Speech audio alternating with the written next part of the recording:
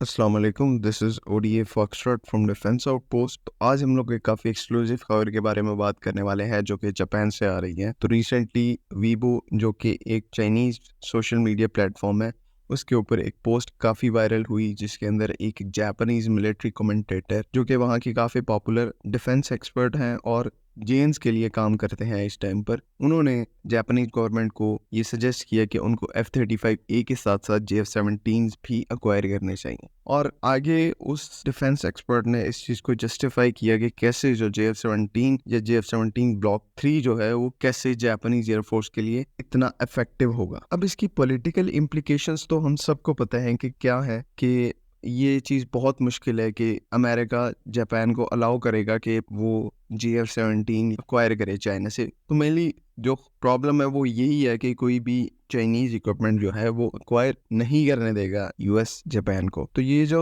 चीज़ है वो तो अंडरस्टूड है, लेकिन हम यहाँ पर JF-17 ब्लॉक 3 की इफेक्टिवनेस की बात करें कि फॉरेन डिफेंस एक्सपर्ट्स JF-17 को सजेस्ट कर रहे हैं। ये एक बहुत बड़ी बात है और ये प्रूफ करती है उस चीज़ को कि JF-17 को जिस चीज़ के लिए बनाया गया था वो इफेक्टिवली उस चीज़ को पूरा कर रहे हैं और पूरी दुनिया में लोग इसे एक्नॉलेज कर रहे हैं। तो JF-17 बेसिकली एक कॉस्ट इफेक्टिव प्लेटफॉर्म था, लेकिन इसमें कैपेबिलिटी के ऊपर कोई कॉम्प्रोमाइज नहीं किया गया। कैपेबिलिटी फोर्थ और फोर्थ प्लस जेन जितनी है, लेकिन कॉस्ट जो है वो उनसे बहुत कम है। यहाँ पर एक और मिसकंसेप्शन लोगों के अंदर आती जा रही है कि हर कोई JF-17 को as a stop gap solution consider कर रहा है। तो क्या वाकई JF-17 एक शॉर्ट टर्म प्लेटफॉर्म है? तो ऐसा बिल्कुल नहीं है। ये एक लॉन्ग टर्म एयरक्राफ्ट है और इसके ऊपर लॉन्ग टर्म पे रिलाई किया जा सकता है या इन्वेस्ट किया जा सकता है, और ऐसा पाकिस्तान एयरफोर्स ने किया। हम देखें 2007 से इस एयरक्राफ्ट को ऑपरेट कर रहे हैं और अल्हम्दुलिल्लाह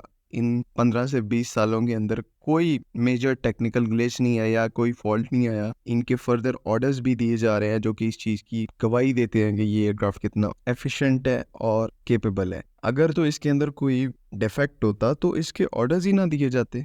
अब देखें, इसको फॉरेन कंट्रीज तक कंसिडर कर रही हैं, जापान जैसे हो गया। जापान का केस और है, लेकिन बाकी कंट्रीज हैं जो कि काफ़ी ज़्यादा इंटरेस्टेड है।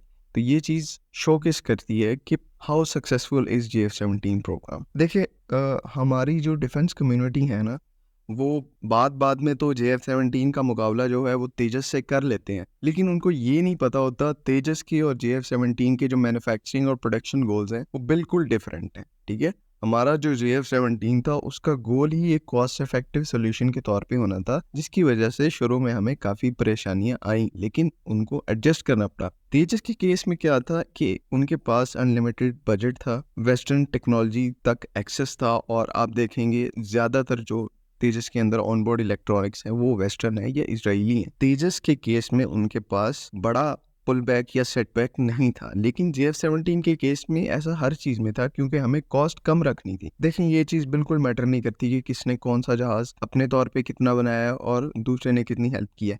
At the end of the day जो चीज़ मैटर करती है वो उसकी इफेक्टिवनेस करती है और आपकी जेब पर कितना भार डला है वो मैटर करता है। तेजस के केस में वो अभी भी उन डिफिकल्टीज को सॉर्ट आउट नहीं कर पाए। ठीक है, वो प्रोजेक्ट उनका बजट खा रहा है, उनके जो टाइमलाइंस है उनको डिले किया जा रहा है, और इंडियन एयरफोर्स जो है वो बिल्कुल भी इस एयरक्राफ्ट के अंदर एतमाद या फिर कॉन्फिडेंस जाहिर नहीं कर रही। जो एक टेम्परेरी कॉन्फिडेंस है वो दिया जा रहा है इस सूरत में कि वो जी फ्यूचर के अंदर एयरक्राफ्ट ऑर्डर करेंगे, लेकिन इसके अंदर ना ही उनको बजट एलोकेट करके दिया जा रहा है और ना ही कोई स्पेसिफिक अप्रोच अपनाई जा रही है। लेकिन JF-17 के केस में क्या था कि पाकिस्तान एयरफोर्स खुद इस एयरक्राफ्ट की टेस्टिंग, इसकी मैन्युफैक्चरिंग कर रही थी, तो इसके बारे में कोई दो राय नहीं थी कि ये एयरक्राफ्ट जो है इसको आगे जाके इंडक्शन में इश्यूज होंगे या इसका कोई कस्टमर नहीं होगा। पाकिस्तान एयरफोर्स ने इसके ऊपर प्रॉपर एतमाद दिखाया, इसको कॉम्बैट के अंदर यूज़ किया, तभी जाकर ये जो एयरक्राफ्ट है आज सक्सेसफुल